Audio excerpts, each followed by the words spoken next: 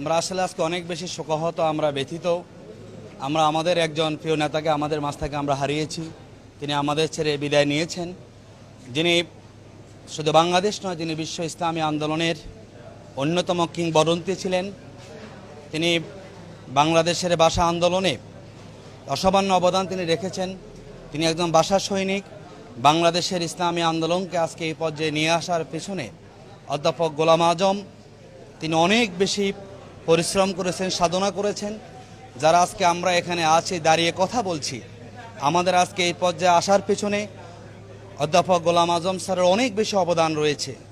আমরা যখন তার কথাগুলো আমরা শুনেছি, আমরা আবেগ আপ্লুত হয়ে যেতাম।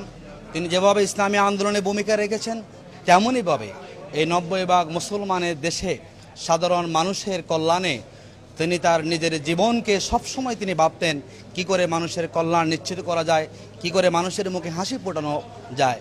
আমরা লক্ষ্য করছি সরকার এরকম একজন দেশপ্রেমিক মানুষকে, যিনি সদা সর্বদা মানুষের কল্যাণে কাজ করেছেন, তাকে একটি মিথ্যা অপবাদ দিয়ে জনগণ থেকে, ইসলাম প্রিয় মানুষ থেকে তাকে বিচ্ছিন্ন করার সরকার চেষ্টা করেছে। কিন্তু আজকে প্রমাণিত হয়েছে যে অধ্যাপক গোলাম আজম শুধুমাত্র একজন ব্যক্তি নন, তিনি একটি প্রতিষ্ঠানের ভূমিকা ছিলেন। বাংলাদেশের যে কেয়ারটেকার আন্দোলন, সেই তত্ত্বাবধায়ক সরকারের উপকার তিনি ছিলেন। এই বাংলাদেশের উল্লেখযোগ্য অবদানের পিছনে, উল্লেখযোগ্য অগ্রগতির পিছনে অধ্যাপক গোলাম আজমের অবদান নিহিত রয়েছে। কিন্তু আমরা আজকে অত্যন্ত দুঃখ প্রকাশ করছি এই প্রজন্মের আমরা ব্যক্তি হিসাবে, যে সরকার যে আচরণ তার সাথে করেছে, এটি আমরা আবারও নিন্দা জানাচ্ছি। এদেশের মানুষ সরকারের আচরণ কখনো গ্রহণ করেনি এবং কখনো গ্রহণ করবেও না। আজকের এই মগবাজার এরিয়া মানুষ প্রমাণ করেছে যে মানুষটিকে সরকার অন্যায়ভাবে মিথ্যা অপবাদ দিয়ে যুদ্ধাপরাধী বানানোর চেষ্টা করেছে। বাংলাদেশের 1% মানুষও সরকারের এই জঘন্য ঘৃণ্য কাজের সহিত তারা সমর্থন নেই। তারা অধ্যাপক গোলাম আজমকে বিশ্ববরণ্য ব্যক্তি মনে করে, তারা অধ্যাপক গোলাম আজমকে ইসলামী আন্দোলনের প্রতীকী মনে করে, এবং তারা মনে করে অধ্যাপক গোলাম আজম যেভাবে তিনি ভালোবেসেছেন, তার মধ্যে অসাধারণ দেশপ্রেম ছিল। দেশপ্রেম থেকে মানুষের চিন্তা করেই তিনি সবসময় ভালো কাজগুলো চেষ্টা করেছেন। কিন্তু যে উদ্যোগ সরকার তাকে নিয়েছে জীবনের একদম শেষ মুহূর্তে, এটি আমরা আবারও বলছি, সরকার মানবতা বিরোধী অপরাধের বিচার করতে গিয়ে একজন বৃদ্ধ মানুষের সাথে তারা মানবাধিকার লঙ্ঘন করেছে। বাংলাদেশের আমরা ন্যায় বিচারের ব্যাপারে আমরা দ্বিধাগ্রস্ত আছি। যদি সরকারের আচরণ দ্বারা বায়াস না হতো, তাহলে এই বৃদ্ধ মানুষটিকে জীবনের শেষ মুহূর্তে এসে তাকে কারাগারে থাকতে হতো না। হয়তো আমরা দুনিয়ার আদালতে বিচার পাইনি, কিন্তু আমরা মনে করছি আল্লাহ রাব্বুল আলামিন যিনি আহকামুল হাকিমিন, তার কাছে আমরা উত্তম বিচার পাব। তিনি তাকে যে তার বান্দার যে মর্যাদা, তিনি সেখানে সফল হবেন, তিনি জান্নাতি হবেন। আল্লাহর কাছে আমরা তার জান্নাত কবুল দোয়া করে আমি শেষ করছি।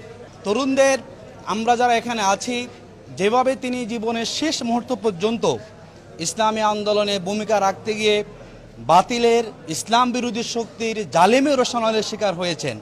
আমরা যারা বাংলাদেশে ইসলামী আন্দোলন করছি, যারা আমরা ইসলাম ভালোবাসি, যারা আমরা বাস্তব জীবনে ইসলাম অনুশীলন করতে চাই, আমরা এই দীক্ষা পেয়েছি যে অধ্যাপক গোলাম আজম জীবনের শেষ মুহূর্ত পর্যন্ত ইসলামী আন্দোলনকে ভূমিকা রাখতে গিয়ে বাতিলের সাথে তিনি আপোষ করেননি।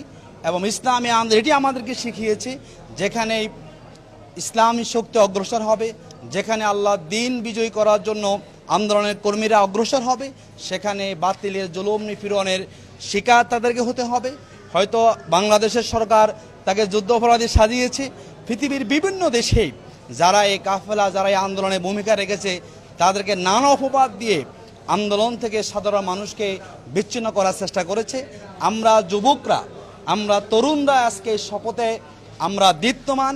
অধ্যাপক গোলাম আজমের যে আদর্শ ঋণ দেখিয়ে গিয়েছেন, যেভাবে তিনি 93 বছর বয়সেও ইসলামী আন্দোলনের জন্য অকাতরে জুলুম নিপীড়ন সহ্য করেছেন, বাংলাদেশের এই দেশকে পরিবর্তন করার জন্য, দেশের ইসলামী আন্দোলনকে বিজয়ী করার জন্য অধ্যাপক গোলাম আজমের সেই ত্যাগ, সেই স্যাক্রিফাইসকে সামনে রেখে আমরা আজকে দীপ্ত শপথ নিয়েছি। প্রয়োজনে আমরাও বাতিলের রোশনালের শিকার হব, আমরাও জুলুম নিপীড়নকে হাসি মুখে বরণ করব। কিন্তু বাংলাদেশের ইসলামী আন্দোলনের যে অগ্রযাত্রা, এই অগ্রযাত্রাকে যেই শক্তি ব্যাহত করার চক্রান্ত করবে, ষড়যন্ত্র করবে, আমরা তরুণ সমাজ, যুব সমাজ যারা ইসলামকে ভালোবাসি, আমরা কখনো সেই চক্রান্ত ষড়যন্ত্রকে আমরা বাস্তবায়ন করতে দেব না। আমরা প্রয়োজনে জীবন দিব, আমরা প্রয়োজনে যুগের পর যুগ কারাগারে থাকব, আমরা জালেমি রোশনালের শিকার হব, আমরা মিথ্যা মামলায় শিকার হব, কিন্তু আমরা আবারও বলছি, এদেশের ইসলামী আন্দোলনের যে মজবুত ভিত্তি রচিত হয়েছে, কোনো ধরনের ষড়যন্ত্রের মধ্যে দিয়ে সেই মজবুত ভিত্তিকে দুর্বল করা যাবে না।